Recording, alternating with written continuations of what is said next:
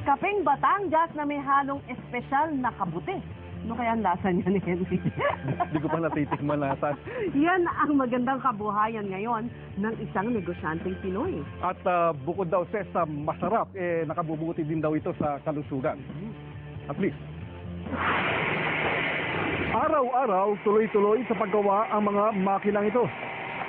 Dagsa ang order ng kape na produkto ni Rico Antonio. Dahil ang sikat na kapeng barako ng Batangas, naisipan niyang haluan ng espesyal na kabuti na galing pang Brazil. Hindi lang daw masarap ang kanyang Brazilian agaricus coffee, mabuti pa sa kalusugan. Ang agaricus is the most potent mushroom. Napiprevent lahat ang sakit tulad ng constipation, arthritis, high blood, mga cancer, yung mga nagpapaganda siya ng blood circulation at marami pang iba. 6 na taon nang tinataguyod ni Rico ang kanyang produktong kape. Ngayon, may distributor na rin siya sa Amerika. Hindi bago kay Rico ang pagsisikap.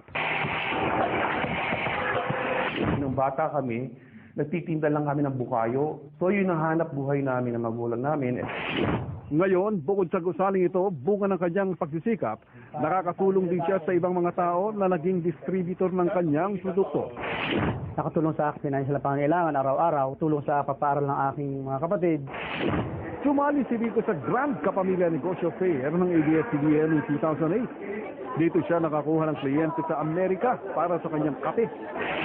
Sa patuloy na paglago ng kanyang negosyo, sabi ni Rico, handa siyang tumulong sa ibang mahihirap na nangangarap umasenso.